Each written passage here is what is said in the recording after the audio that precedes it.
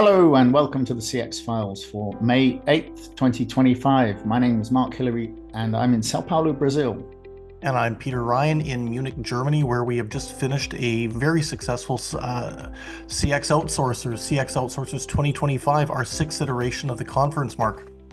That sounds great. It's a shame, I wasn't in Germany this time, but I've certainly enjoyed CXO in the States a few times and over in the UK.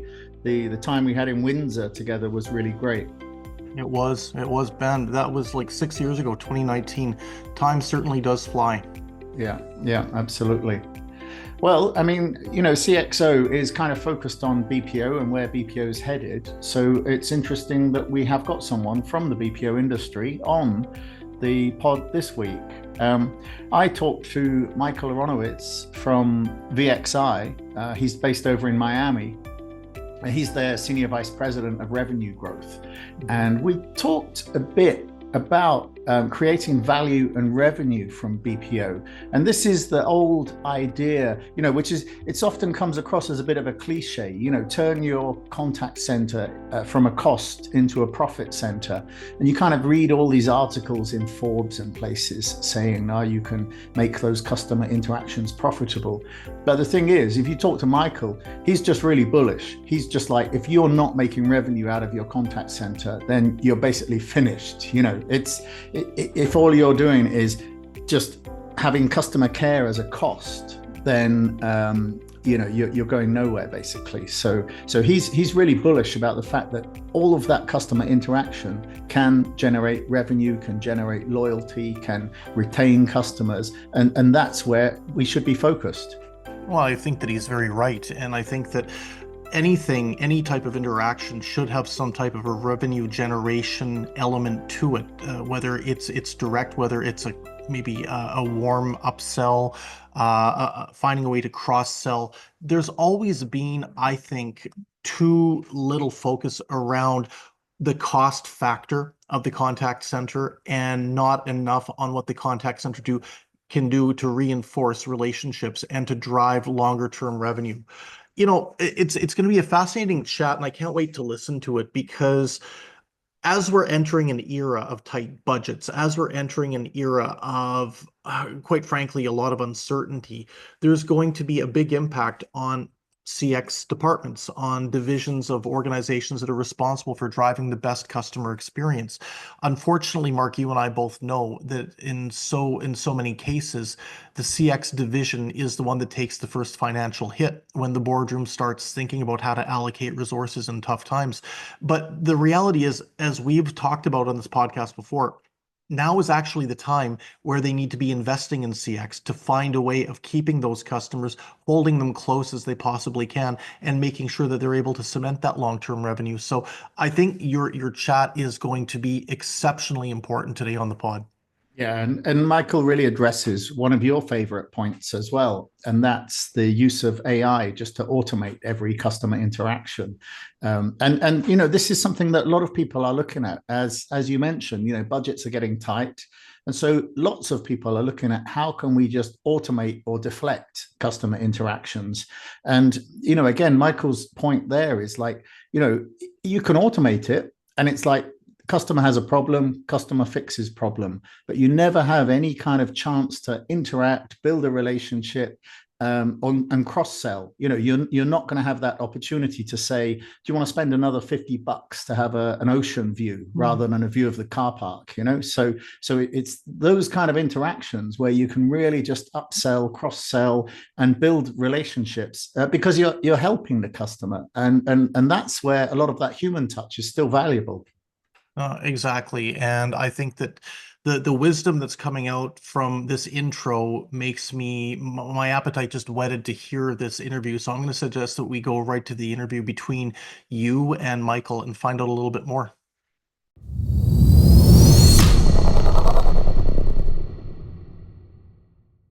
Hey, Michael, Welcome to the podcast. I mean, the best immediate thing I think would be if you could let us know briefly about VXI and your role today. We haven't had a guest on the podcast from VXI for about 5 years. I think it was during the early days of the pandemic. So it'd be great to get a brief update. Well, first off, thanks for having me here. I joined VXI a little over a year ago. I'm the Senior Vice President of Revenue Growth. VXI has been around about well over 25, 26, I think it's 27 years now. And like all companies that have been around a while, there's reasons for that. And the leadership team who's still here, the founders, they still have some clients that have been with them from day one. But as you know, as all BPO has transformed over the years, so is VXI, and we're really becoming the leader in revenue generation. As you see that we won three gold Stevie awards. Retention and win back, upsell, cross-sell are all things that are going on along with AI technology. And so it says VXI, while it's been around, a quarter of a century, is kind of, it's not your father's BPO, as I say to people. It's just not. There's a lot of traditional BPOs that are still trying to figure out to just do customer care. And here they brought on a lot of new individuals like myself. This is like, BPO 3.0. So that's kind of the high level at VXI. Yeah, and I saw you talking recently about the Gold Stevies on LinkedIn. What were the awards for that you got then? We won two with LG and one for outstanding, sales operation of the year. So three in total. Stunned, shocked, excited, happy, all those and above. But it really comes down to the reason why we won them. And if you listen to the judges, is one, our conversion rates are higher than industry standards. Our revenue per interaction are higher than industry standards. Our ramp to proficiency higher than industry standards. The way that we run the campaigns, the way that we run through clients, and just really the three things I always say, and I've been saying this for the last, probably 10 years, the way that I help individual companies is that we help lower their cost per acquisition. We drive more revenue per interaction and creating a higher lifetime value. And so in the current environment where there's so much competition now, how do you stand out from the crowd? And the way that we stand out from the crowd is I understand the marketing side and I understand the operational side. And so when you sit with us and say, why did we win? I know in my past, I've been a chief marketing officer and I understand paid search, brand and non-brand. I know what a click costs. I know about a click-through rate. I know if you're coming through paid search, SEO, affiliate, email, TV, radio, keyword analysis. Every one of those marketing methodology has a value on it. And so on the contact center side, whether you're building an IVR, whether you're using AI tools, you have to help the marketing team make those calls or clicks or chats into conversions. What you can't have is, all the leads stink. You hear that all the time. And so, one of the reasons why is you win is we understand on the front end how to match it with the back end. Because you can't just have every interaction is going to convert at 37%. Some are going to convert at 7 and some are going to convert at 77. And so that's one of the reasons why we've been able to win awards. And one of the reasons why I feel I've been successful over the last probably 10 years is that understanding both sides of it. It's not, the leads stink. The contact center can't close. It's let's evaluate everything together. Yeah. And it's interesting because everything that you've been talking about so far is focused on generating value, driving up revenue, and often when I talk to somebody about their BPO operation, the primary focus is customer service. So I think it's interesting because there's so much economic activity around at the moment that everybody that's talking to BPOs seems to be focused on cost. How do we reduce our cost to serve customers? But this what you're talking about is like an alternative approach. It's like, instead of that, just saying let's drive down cost, it's more like, how do we get more value from each customer interaction, and how do we generate revenue from this engagement that we already have? If you break it into boxes, right? And so what's the hardest thing to do? Acquire a new customer. What's the second hardest thing to do after you acquire a new customer? Is to keep that customer happy. And you're spot on. A lot of companies are trying to figure out how to have less friction. So they eliminate voice. They just go through chat. They try email. They put, 75 different IVRs in front of something to get to a client. Recently, I had a text that said fraud alert on one of my credit cards. 25 minutes later, I still can't speak to a human to solve that problem. Is that a good user experience? No, but that's where a lot of companies are going. I would tell you the flip side of that conversation is that I've had situations where I'm questioning where a package is. I'm questioning something on my bill statement. I just have a general question, and I get someone there who can help me solve my problem, and then let me know there's certain promotions that are going on. That becomes a revenue driver. And companies that are thinking that way are the ones that are winning. Again, hardest thing is to acquire a customer. Second thing is to keep them. So you have to learn how to upsell and cross-sell. The next bucket is, there's no loyalty in customer bases. There's just not. Like, if I could see something better, cheaper, subscription models, I'm going to move on because of all the different promotions. So one of the hardest things to do is retain that customer. When they decided today, you know what, I'm going to make that phone call and I'm going to cancel. The first mistake that companies make is they put a customer care agent on the call to handle that. You need a salesperson. Like, that's a seller's job. So let's separate customer service to sellers. If you want to retain a customer, you need a seller, because the hardest thing to do is resell a customer that doesn't want your services. So again, going back to working with companies, explaining to them that, hey, they made a conscious decision to cancel. Let's get a seller on the phone and find out why. And then when we retain that customer, if we can sell them another product, a cross-sell and upsell, you're going to solidify that relationship for the next 12 to 24 months. But if you don't have the right person on the other end of that interaction, your retention rates are 3%. Yeah. Then the other solution is they try to do the free. We'll give them a free month. We'll give them a free product. Free is, nobody wants free. Like, if they're going to take free for another month, they'll take it free for another month and then they'll call back and cancel. So having that right individual take that interaction is key to the success of companies today who are looking at what I said earlier, how to drive more revenue per interaction. Yeah, and that's exactly what I was just thinking about, is that you're really talking about using all of that engagement to drive up revenue. You might be having thousands of different customer interactions per day.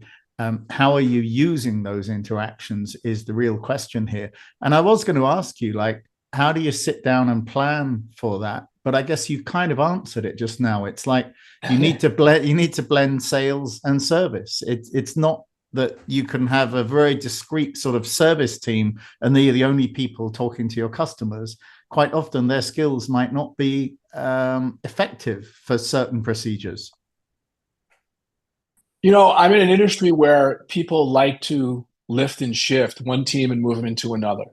Or, how quick can we ramp up this program? Did you put the training in place? So one of the things that we do at VXI is we create playbooks. Like, the playbook is the standard of operational procedures, recruiting, hiring, all the different things, how to run the floor, how to look at data, to put that in place. These things take time and there's a ramp to proficiency, but going back to, how did we win an award? It's because we put everything in place to be successful. No shortcuts. And companies that try to take the shortcuts, usually they just come out of the gate and they stumble. And so, what I've learned again over the years is slow and steady beats fast and quick. And when you're putting these programs together and you're thinking about who am I going to work with, do they have an operational playbook? Do they have the right recruiting profile? Do they have the right training simulators?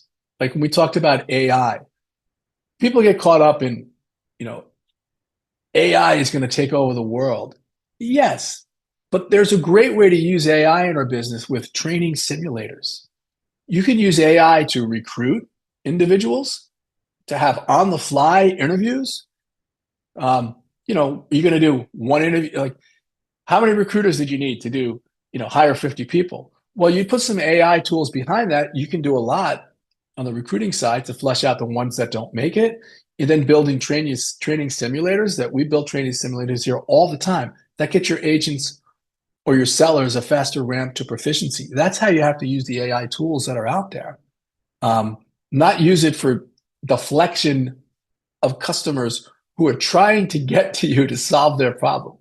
Yeah, and that's exactly what I was just thinking, because as you were saying that, I'm thinking like the business media for the past couple of years has just been talking about AI replacing that customer interaction and automating this process and making it a software process rather than something that needs a human agent. But exactly the point that you've made about knowing how to sell, I think is the important point there, isn't it? Because, you can have an interaction with a customer and you can automate that, but you're never going to know where is the right point in the conversation to step in and say, hey, do you know about this promo we've got going on?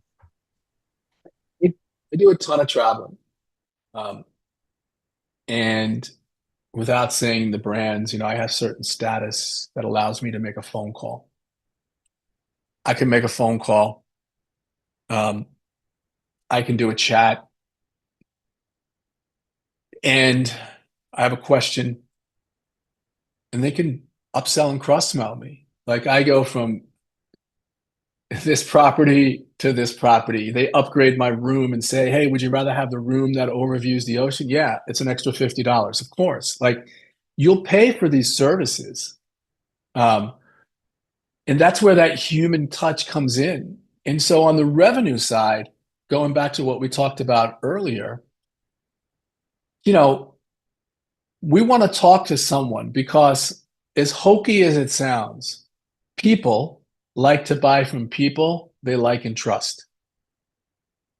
If I'm talking to an IVR, all right, just book it.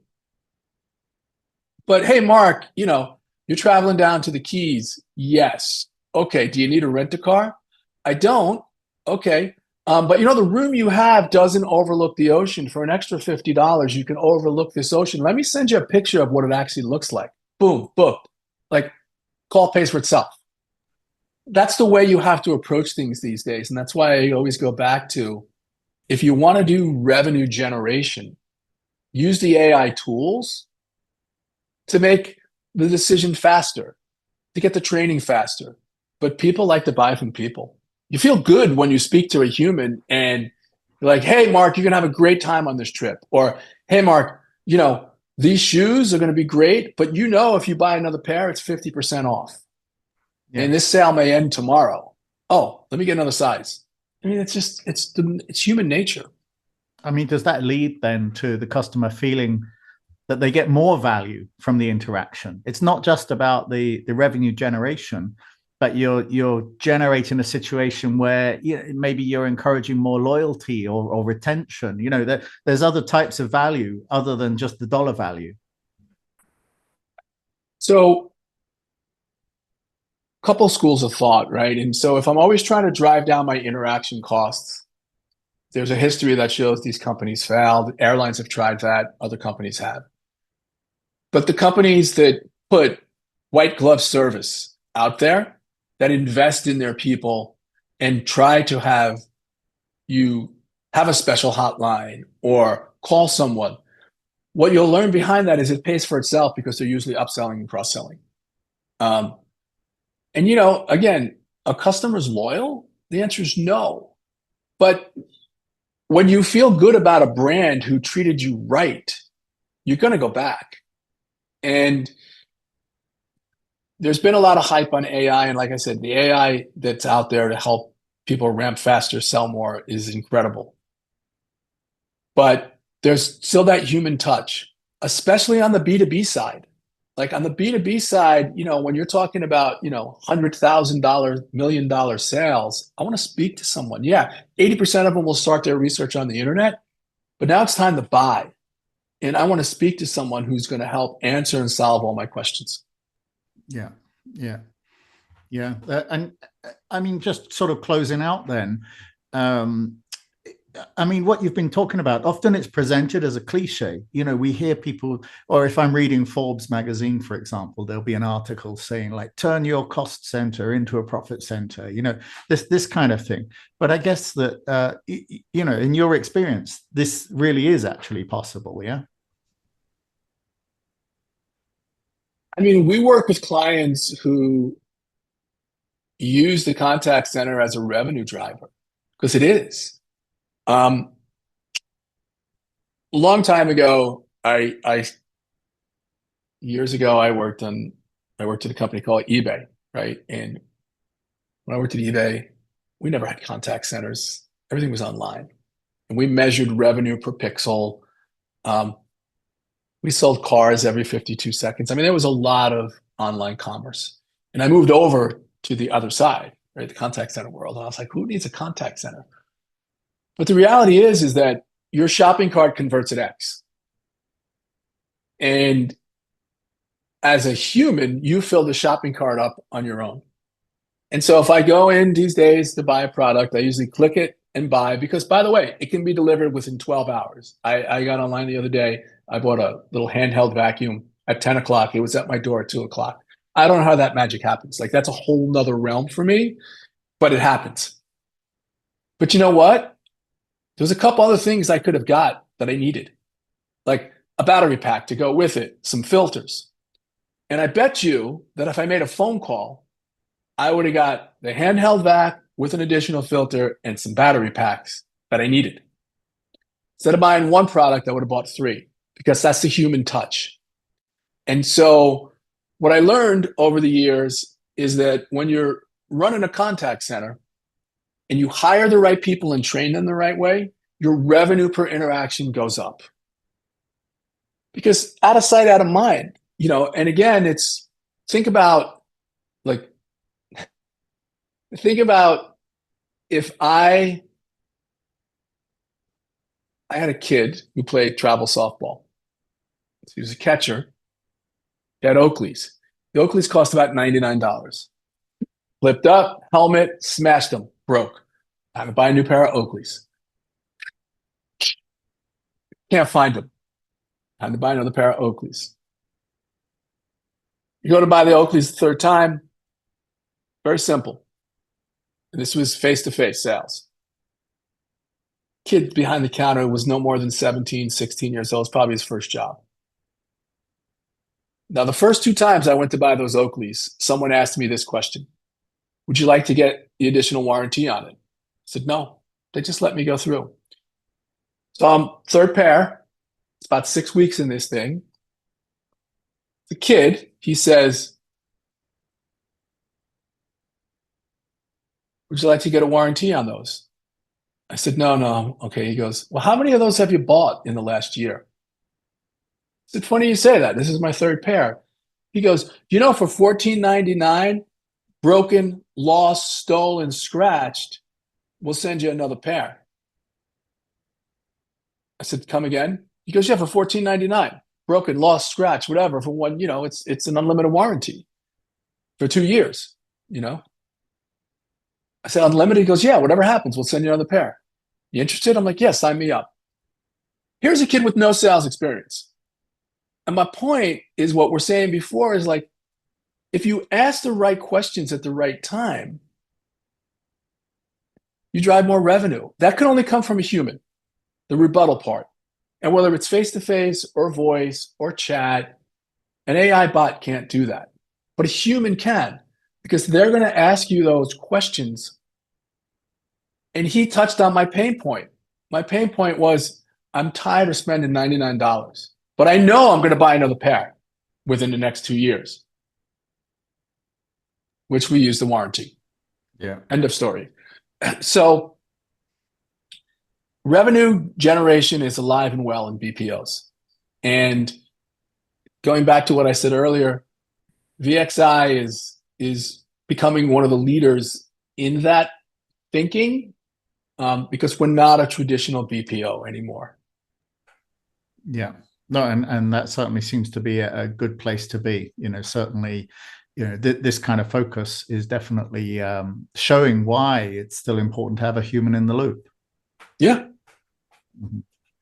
All right, Michael, that's great overview. Thanks very much for that. Thank you so much. I appreciate it.